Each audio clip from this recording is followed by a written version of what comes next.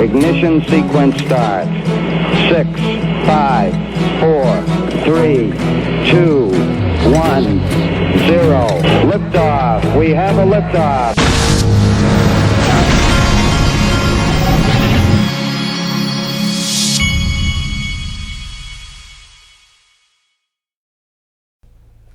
Hey everybody, this is the Digital Asset Investor, and by the end of this video you will have a fair warning about what my thoughts are about what's coming in the crypto market, probably specifically Bitcoin market, and I'll show you all the reasons why I think so.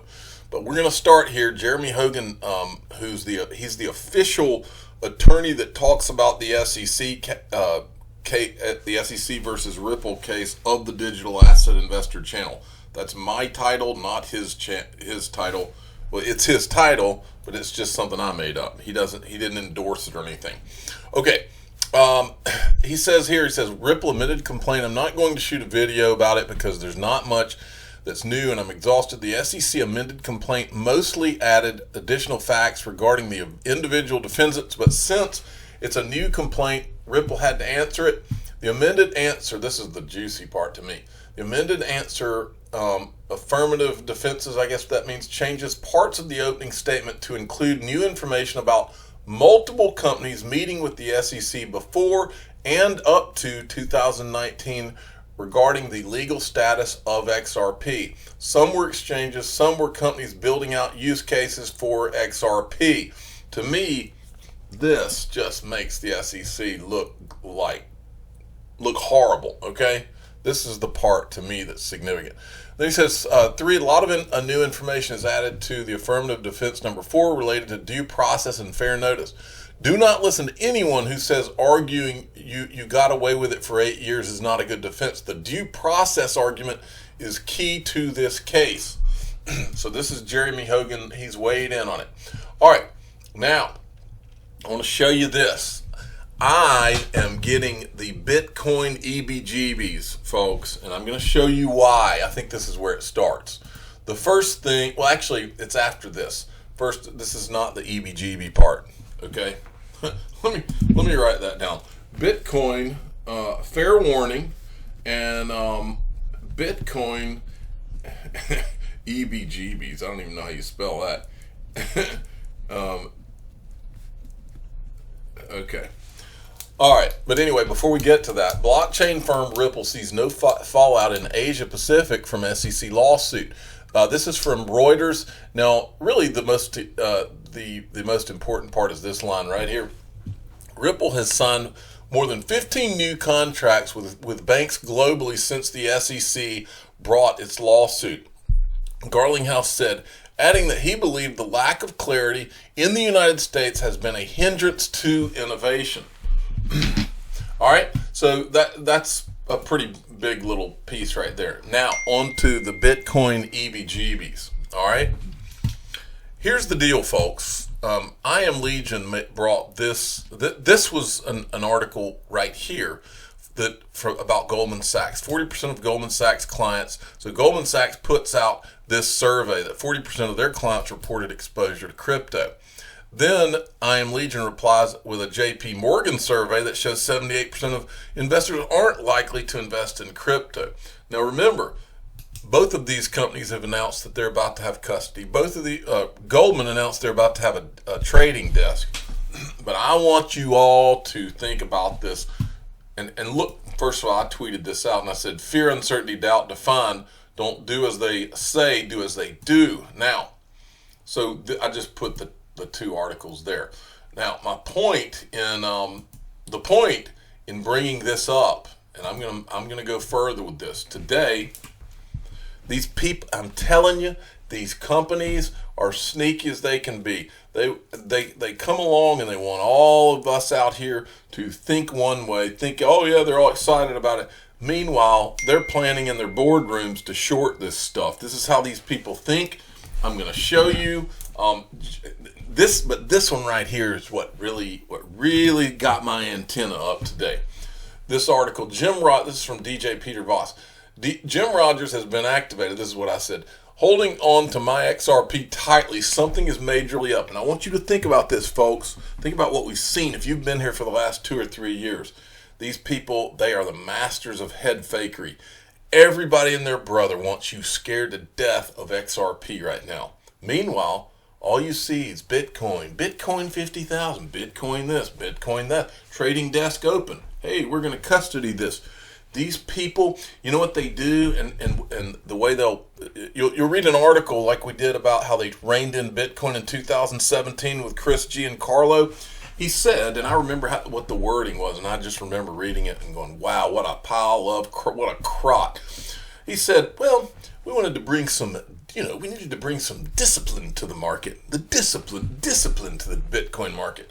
When Wall Street or anybody representing Wall Street starts talking to you about protecting you and bringing discipline to the market, what they mean is we want to bring the market under our control is what they mean.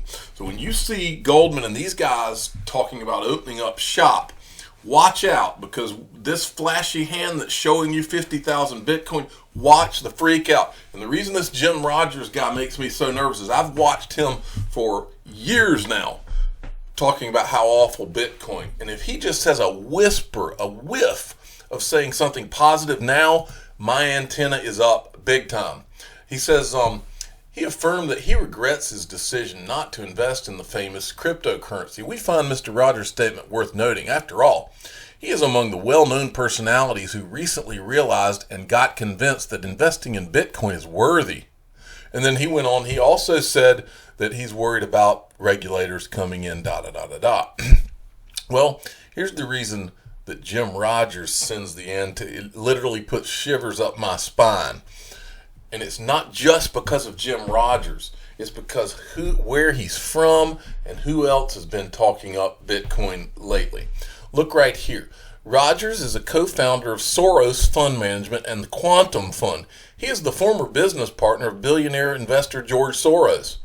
And then let's also not forget, Kevin O'Leary this week comes out and he's bullish on Bitcoin too. Remember, these are not, when these people are telling you that they're bullish on something, that means they bought it months ago. We have proof. That means they bought it months ago. If they're telling you they're bullish, they're just speaking to drive up the price of what they bought months ago. But it also tells you what is it that they're thinking 2 and 3 and 5 steps ahead of all these average people who read what they say and they say, oh, Kevin O'Leary, he's bullish on Bitcoin now. Well, you're thinking on step 1. He's already 2 or 3 steps down the road. And by the way, I mean, could it be more telling? He's on a show called Shark Tank. The guy is a shark, okay? And all of you out there are swimming in shark waters, okay? Keep listening, because I'm going to lay this out. So Rogers is from the Quantum Fund, okay? Jim Rogers, Soros Fund Management. He's the co-founder of the Quantum Fund, all right? And then you had Stanley Druckenmiller. He's been out all over Bitcoin, right? Bitcoin could be an asset class that has a lot of attraction as a store of value to both millennials and the new West Coast money. And as you know, they got a lot of it. It's been around for 13 years, and with each passing day, it picks up more of its stabilization of brands. So I own many more times gold than I own Bitcoin. But frankly, if the gold bet works, the Bitcoin bet will probably work better because it's thinner and more liquid and has a lot more beta to it. In terms of copper, okay. So what does Stanley Druckenmiller have to do with Jim Rogers? Well, Stanley Druckenmiller, if you look here, from 1988 to 2000, he managed money for George Soros as the lead portfolio manager for the Quantum Fund. All right, what's the big deal about that? Well, in 1992, this is the Quantum Fund, 1992, the lead fund, Soros Quantum Fund, became famous for breaking the Bank of England, forcing it to devalue the pound. Soros had bet his entire fund on a short sale on the ultimately fulfilled prediction that the British currency would drop in value, a coup that netted him a profit of $1 billion, also known as Black Wednesday. In 1997, Soros was blamed for forcing sharp devaluations in Southeast Asian currency. I'm telling you, and then there's this article. Remember this? April 2018. Rockefellers joined Rothschilds and Soros in cryptocurrency investing. I just wanted to show you this to show you that all of these people are in the game and they don't think like you and I think. And I've shown you this a lot, but I will show it to you for the rest of time on this channel. This is Tika Tawari on the Glenn Beck Show talking about the great crypto conspiracy. Listen. On September 12th, Jamie Dimon says Bitcoin is a fraud. He says he'll fire any one of his traders buying Bitcoin. Bitcoin drops 24%. When Jamie Dimon speaks, people listen. So that weekend, we found out that the largest buyer of a Bitcoin fund that's in Europe that buys physical Bitcoin, right? The largest buyer was Morgan Stanley and JP Morgan. And that's not illegal. He says it's a fraud. It says it by anyone that buys it. Yes. And at the same time, his company is buying it. His company is buying it. It's just, so unethical. Right. Okay, George Soros. George Soros, in January 24th, price was already down, calls Bitcoin a bubble, says Bitcoin is the worst, the worst investment in the world. Don't buy Bitcoin. Don't buy Bitcoin. Basically throws gasoline on the fire at this point. And then what do we find out? So he says bubble here. It drops 44%. Right. And then here in April, 2 months later, guess what we find out? Yeah. His $26 billion family office has approval to buy cryptocurrency. Right. And we only knew about it publicly here. And this is the kind of thing that George Soros is famous for this, talking the sterling down. Yeah. And what did he do? He stole the pensions of all the little people. Yeah, made $1 billion. Yeah. Okay. The reason this is so important, the reason my antenna is going up is because of what I know. And what I know is that in the end, no utility, no digital asset, no value. I'm telling you, with every fiber of my being, I feel like there is something that is very dark that is coming for not. And look, in the short run, it could affect a lot of cryptocurrency, but that's not my point. My point is that the ones that are going to come out in the sunshine or have utility, and this Bitcoin thing reeks to me. What I consider the setup of this thing that they all know is not going to be used. It's only a speculation thing, and meanwhile, who do you have coming in? You have Goldman. All of a sudden they're going to open their crypto desk, and on the surface that's all, oh yeah, rah. But that's not how these people play the game. These people play the game the opposite of the way you and I think. Out here we're just out, oh yeah, it's coming and go. But I've watched this long enough. I know what these people do, and you've got to have your antenna up and be thinking about it. And I say all of that against the backdrop of the fact that I own some Bitcoin. I'm not selling mine, but I own it more or less as a hedge, okay? But I'm just telling you, I'm not a trader, in other words. And so I don't think like that. I'm parked for the long time. But I'm just saying, don't be surprised if you don't see some major games being played like what I just described to you over the course of the next few months. And who knows, short term is what I'm thinking. Hey, Seiko Carmona sent me this. RippleX, we're launching a Twitch channel with the one and only Hammer Toe. That's Matt Hamilton, who now works for Ripple.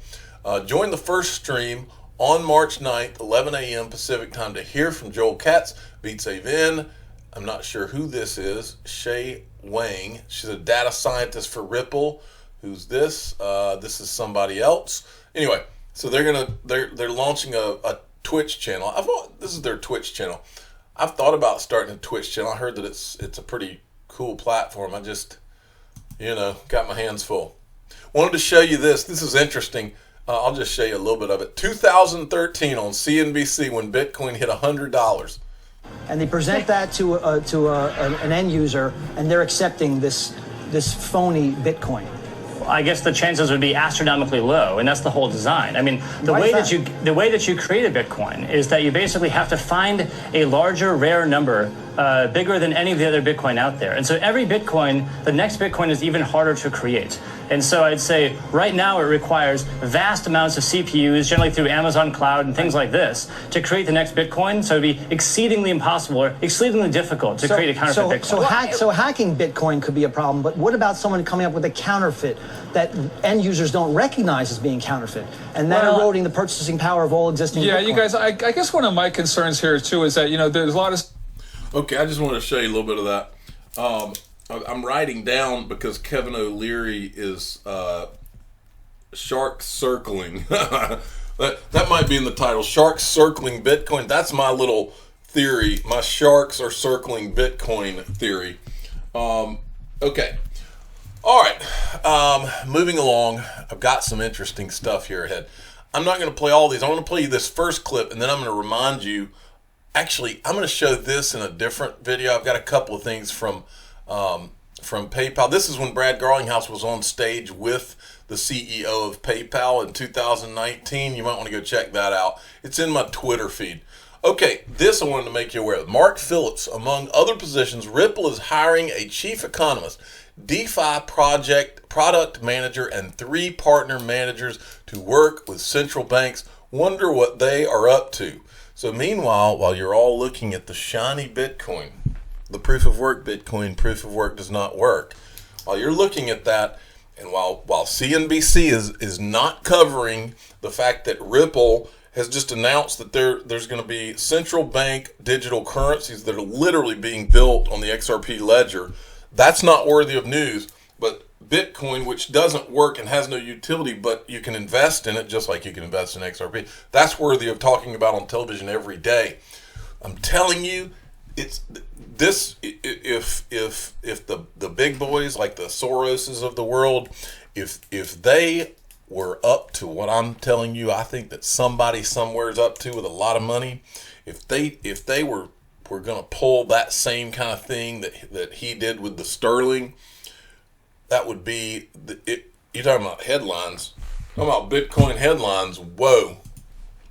Okay, this has not been brought up in a while, and I wanted to bring it to your attention. Ripple-backed cross-chain DeFi platform Kava integrates banned protocol. Now, this is not new news. This is older news. But Kava has not been brought up recently, and I was just looking back, wanted to bring it up, and because this right here is coming out, and they had sent me like a news brief on it.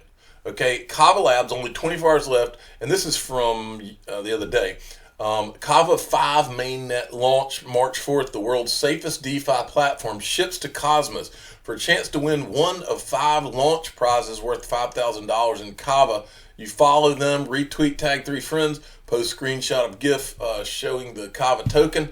And I wanted to briefly show this video for those of you that have not heard of Kava. Watch what you're going to be able to do. Earn more with your digital assets using Kava. Kava is a decentralized bank run by hundreds of organizations across the world. Unlike centralized banks that take profits for themselves, the open, decentralized bank of Kava passes the profits back to you, the user. Kava helps you earn more with your digital assets by giving you new ways to earn interest on your crypto, by providing you extra capital when you need it, and by giving you rewards when you contribute to the Kava platform. This is enabled by Kava's revolutionary open source technology that creates an open, decentralized network capable of delivering financial services globally to anyone, anytime, and anywhere. All of this is operated collectively by thousands of people, businesses, and institutions around the world, each of whom hold Kava, the token responsible for security, governance, and representing ownership of Kava. Kava is truly run by the people that use it. When users, developers, or financial institutions use Kava, they are rewarded by the platform with valuable Kava tokens, giving them ownership and a voice in its ongoing evolution of new features and services. Any financial service or application can integrate with Kava's open platform. Services that use crypto assets can integrate Kava to offer their users Kava's financial services like loans, stablecoins, and high-yield interest accounts. As a growing world of users, applications, and financial services use the Kava platform, Kava tokens are consumed by the protocol at a faster rate, becoming more scarce over time. Powered by revolutionary technology and owned by its users, Kava's decentralized bank has the potential to revolutionize the finance industry by removing the middlemen, unnecessary fees, and giving users the ability to earn more with their digital assets. Kava is putting financial power back into the hands of the people. All right, so I thought that was cool. Now, I was reading through their press release, and there's a couple of things that caught my eye. If I can find, but really, this is the main one that caught my eye. The hard protocol version 2 says it says what is it? Hard protocol version 2 delivers significant enhancement to the hard cross-chain money market. Now, listen to this. You've been hearing all these companies out there that are buying their Bitcoin for their treasuries. Listen to what it's like. Tesla just was announced. Listen to this. It says now financial institutions like Tesla can earn 5% on their Bitcoin holdings with no counterparty risk. How about them apples for MicroStrategy or Tesla or these guys out there? That is huge.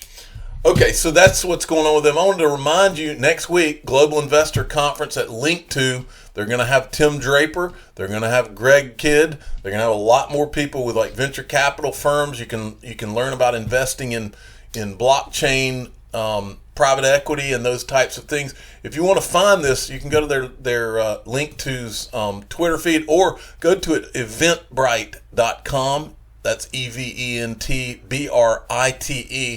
and type in Global Investor Conference or Link2, and this will probably come up, and you can register right here.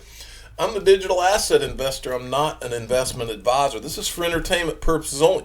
Please subscribe, hit the like button, and tell your friends and family to attend the Global Investor Conference. I plan to be there myself.